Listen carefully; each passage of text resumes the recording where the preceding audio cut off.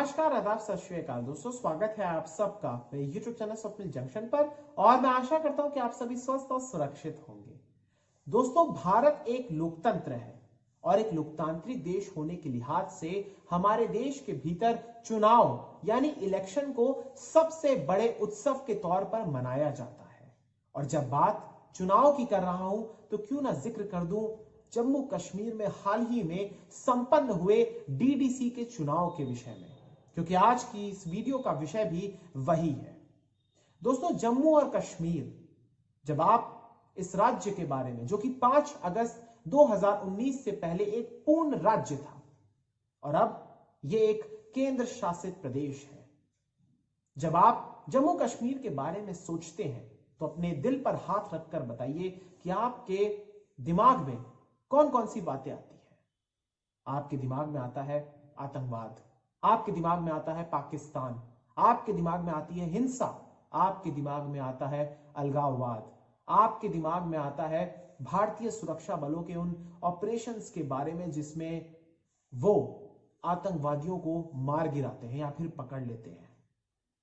यही सब चीजें तो हमारे दिमाग में आती हैं जम्मू और कश्मीर को लेकर, जो कि वहां की एक सच्चाई है। लेकिन जम्मू कश्मीर के भीतर का सच वह भी है जो वहां की जनता ने हम सब के सामने एक प्रकार से चुनाव के माध्यम से जो उन्होंने वोटिंग करी है बड़ी संख्या में, उसके माध्यम से समस्त संसार को, पूरे देश को, समूचे देश को भी एक प्रकार से एक संकेत दिया है, संदेश दिया है कि हम भारत के प्रति अपनी आस्था रखते हैं, भारत के लोकतंत्र के प्रति अपना विश्वास रखते हैं, भारत के संविधान के प्रति और भारत के ध्वज के तले हम सभी एक हैं। और जब बात जम्मू कश्मीर की ही कर रहा हूं तो क्यों ना जिक्र कर दिया जाए 5 अगस्त 2019 की उस ऐतिहासिक तारीख का भी, जिस तारीख को केंद्र सरकार के द्वारा एक ऐसा निर्णय लिया गया जिसके बाद जम्मू कश्मीर और अन्य भारत के जो तमाम प्रांत हैं उनके बीच एक प्रकार से एक ऐसी रेखा थी जिसमें विभाजन दिखता था, जो कि राष्ट्रीय एकता और अखंडता के लिए एक प्रकार से एक विघ्न की तरह थी, एक बाधक की तरह थी। और अब वो बाधा दूर हो चुकी है। जम्मू कश्मीर के भीतर डीडीसी के चुनाव हुए। डीडीसी यानी डिस्ट्रिक्ट डेवलपमेंट काउंसिल, हिंदी में जिला विकास परिषद। ये चुनाव स्वतंत्र भारत के इतिहास में पहली बार जम्मू कश्मीर के भीतर आयोजित किए गए, यानी इससे पहले ये चुनाव नहीं हुए थे। और 5 अगस्त 2019 के बाद से जम्मू कश्मीर के भीतर यह पहला चुनाव है। आप और हम तो लॉकडाउन इस वर्ष में आए, यानी लॉकडाउन के बारे में हम सभी इस वर्ष परिचित हुए, लॉकडाउन क्या होता है कोरोना महामारी के कारण। लेकिन जम्मू कश्मीर की आवाम, जम्मू कश्मीर की जनता, वो तो पिछले वर्ष ही लॉकडाउन में आ चुकी थी, यानी भली बात ही उन्हें पता था कि लॉकडाउन क्या होता है। और जब राज्य में एक प्रकार से तालाबंदी थी, एक प्रकार से तमाम चीजों पर रोक थी, जो एसेंशियल चीजें नहीं उनको छोड़कर, तो वहां पर ऐसे कठिन समय में, क्योंकि जब 5 अगस्त 2019 को राज्य से, जम्मू कश्मीर से उसका स्पेशल स्टेटस लिया गया था, उसे 2 केंद्र शासित प्रदेशों में विभाजित कर दिया गया था, तो उसके बाद जम्मू कश्मीर के भीतर एक प्रकार से एक वर्ग ऐसा था जिसने इस पूरी प्रक्रिया का, केंद्र सरकार के इस फैसले का विरोध किया था। लिहाजा एहतियातन वहां पर कोई अप्रिय घटना ना हो, इसलिए वहां पर भी एक लंबे समय तक तालाबंदी कर दी गई थी। उस टाइम कोरोना महामारी नहीं थी, लिहाजा वहां पर विधानसभा चुनाव भी नहीं हुआ और इस समय भी वहां पर उपराज्यपाल का शासन है। लेकिन यहां पर जिक्र करूंगा दोस्तों डीडीसी इलेक्शन का, क्योंकि जम्मू कश्मीर पंचायती राज एक्ट वर्ष 1989 में कुछ तब्दीलियां की गई, कुछ संशोधन किए गए, उसके बाद इन डीडीसी चुनावों को करवाया गया। यानी उस एक्ट में तब्दीली करने के बाद एक नई बॉडी को इंट्रोड्यूस किया गया जिसका नाम डीडीसी है। और डीडीसी के तहत जितने भी सदस्य इसके भीतर होंगे, जिसके बारे में मैं आपको आगे बताऊंगा, वो तमाम सदस्य दरअसल निर्वाचित होकर आएंगे, यानी इलेक्ट होकर आएंगे। ये बहुत ही ऐतिहासिक बात है। और अब बात करूंगा दोस्तों जम्मू कश्मीर के उस चुनाव के बारे में, क्योंकि ये भी आपके लिए जानना जरूरी है। लेकिन उससे पहले आप ये जान लीजिए कि दरअसल ये चुनाव किन तारीखों में हुए। ये चुनाव दरअसल 28 नवंबर से शुरू हुए थे और 19 दिसंबर तक चले। इस दौरान 8 चरण हुए थे जिसमें मतदान किया गया। यहां पर मैं आपको बताना चाहूंगा मतदान के बारे में। तो मतदान का प्रतिशत हर फेज में, हर चरण में 50% के ज्यादा रहा। मात्र अगर मैं आपको बताऊं तो दूसरे चरण में ये 48% था। ये एक प्रकार से एक ऐसा चरण था जहां पर ये सबसे कम वोटिंग हुई और बाकी सारे चरणों में 50% से ज्यादा की वोटिंग हुई है। 7वें चरण में तो 57%, जो कि सबसे ज्यादा है, इतनी वोटिंग रिकॉर्ड की गई। यानी औसतन आप ये मानकर चलिए कि 50% से ज्यादा मतदान हुआ है जम्मू डिवीजन में भी और कश्मीर के डिवीजन में भी। बहुत ही अच्छा नंबर है ये दिखाता है कि जम्मू कश्मीर की आवाम लोकतंत्र में भरोसा रखती है, जम्मू कश्मीर की आवाम जमहूरियत पर विश्वास रखती है। लेकिन उसी के साथ साथ में जम्मू कश्मीर के प्रशासन, हमारे तमाम सुरक्षा बलों को, जिसमें भारतीय सेना, जिसमें सीआरपीएफ, जिसमें जम्मू कश्मीर की पुलिस, वहां का स्थानीय प्रशासन, सभी बधाई के पात्र हैं जिन्होंने एक शांतिपूर्ण तरीके से इन चुनावों को कंडक्ट करवाया। क्योंकि जम्मू कश्मीर के भीतर का सच यह भी है कि वहां पर बुलेट और बैलेट का एक पुराना रिश्ता रहा है। हिंसा वहां पर होती है और 2018 में जो पंचायत चुनाव हुए उसकी त्रासदी आप सभी जानते हैं, उसमें कितनी भयावह स्थिति थी आप सभी जानते हैं। लेकिन इस बार जो चुनाव हुए डीडीसी के, दरअसल ये चुनाव जम्मू कश्मीर में हो रहे हैं, इसीलिए ये विशेष एक प्रकार से दर्जा प्राप्त करते हैं, क्योंकि जम्मू कश्मीर देश का वो हिस्सा है जहां पर एक प्रकार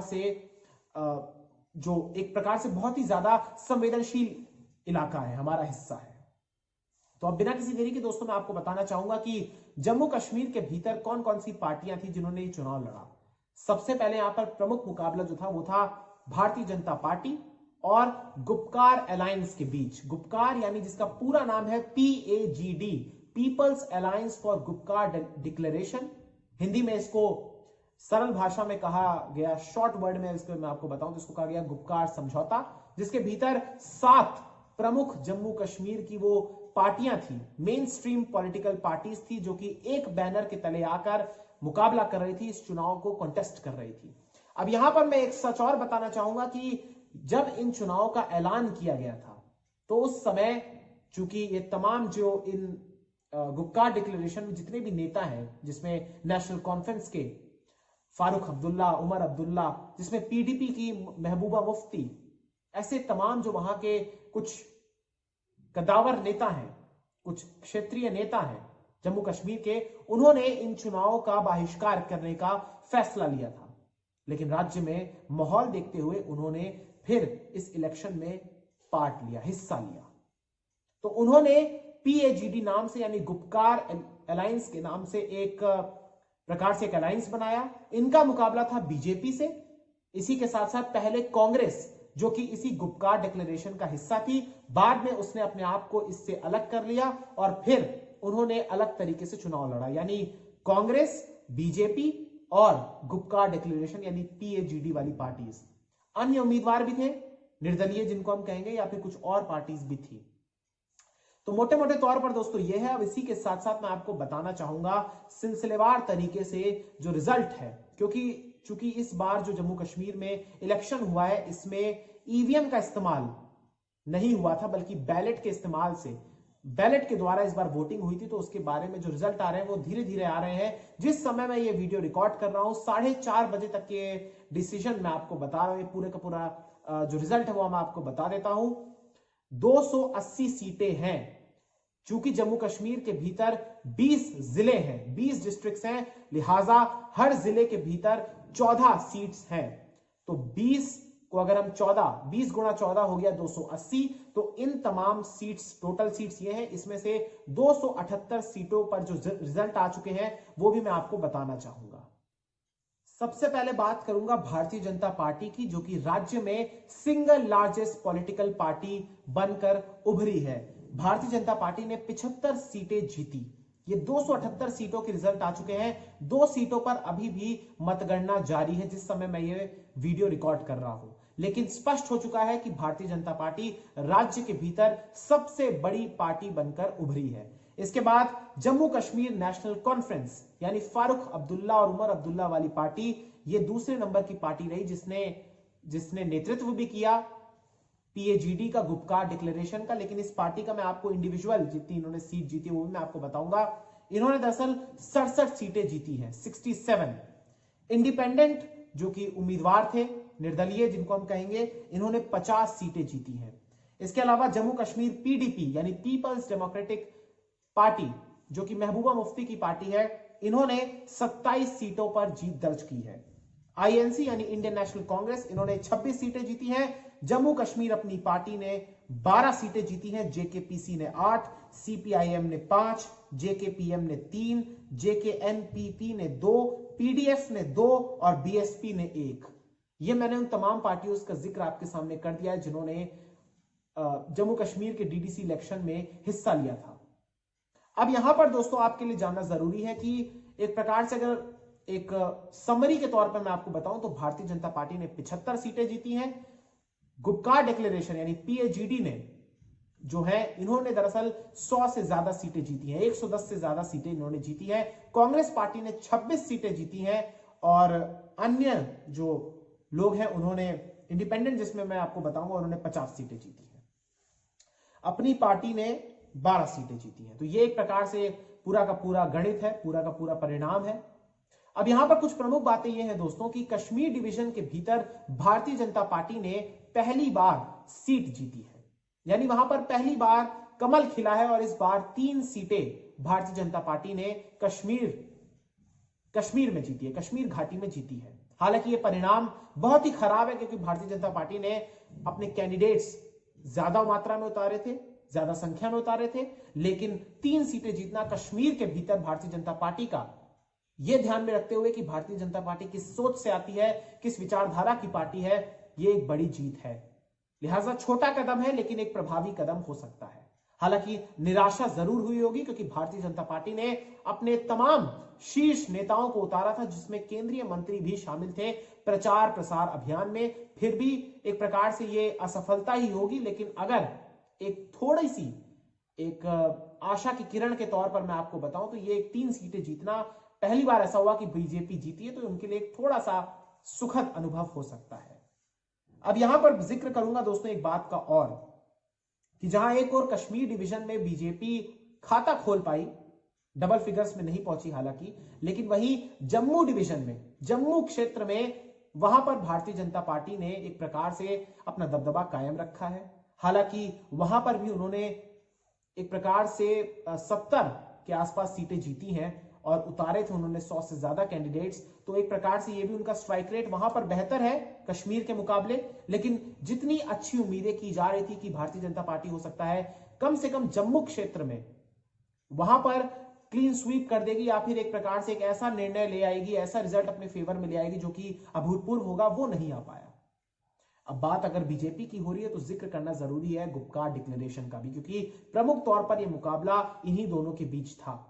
अब गुपकार की अगर मैं बात करूं तो यहां पर आप देखिए कि चूंकि कश्मीर बेस्ड एक पैन कश्मीर बेस्ड वहां पर पॉलिटिकल पार्टीज का ये दल था जिन्होंने एक बैनर के तले आकर चुनाव लड़ा, तो लिहाजा वहां पर आप देखेंगे कि कश्मीर के भीतर इस पूरे गठबंधन ने ज्यादा सीटें जीती है।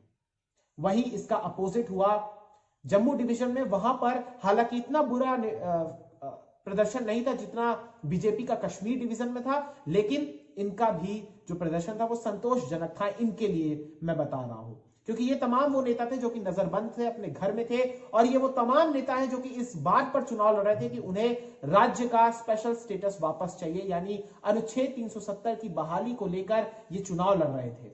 लिहाजा जम्मू डिवीजन के भीतर भी इन्हें 35 सीटें मिल चुकी हैं, यानी जम्मू डिवीजन के भीतर भी इनका जनाधार कायम है और इनको पूरे तरीके से किसी ने इनको एक प्रकार से साइडलाइन नहीं किया है, ये एक बात है। इसके अलावा कांग्रेस की भी यहां पर मैं तारीफ करना चाहूंगा, हालांकि उसने सीटें कम जीती हैं, लेकिन कांग्रेस ने ये समय पर, सही समय पर यह निर्णय लिया कि वो गुपकार डिक्लेरेशन से अलग होकर एक राष्ट्रीय पार्टी के तौर पर चुनाव लड़ेगी, तो ये उसके लिए अच्छा, मैं कहूंगा कि स्वागत योग्य निर्णय। कम से कम उसने ये दिखाया कि वो किसी पर आश्रित नहीं है और स्वतंत्र होकर उन्होंने चुनाव लड़ा अपनी विचारधारा को लेकर।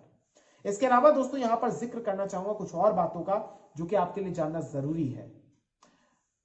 इस पूरे चुनाव के दौरान जब इसके परिणाम आ रहे थे तो समय समय पर कई सारे शीर्ष नेताओं ने टिप्पणियां करी, जिसमें रविशंकर प्रसाद जी भी थे जो कि केंद्रीय कानून मंत्री हैं, जिसमें उमर अब्दुल्ला भी है, जिसमें अनुराग ठाकुर भी हैं जो कि वहां के प्रभारी थे जम्मू कश्मीर के, महबूबा मुफ्ती भी हैं जो कि जम्मू कश्मीर की पूर्व मुख्यमंत्री हैं।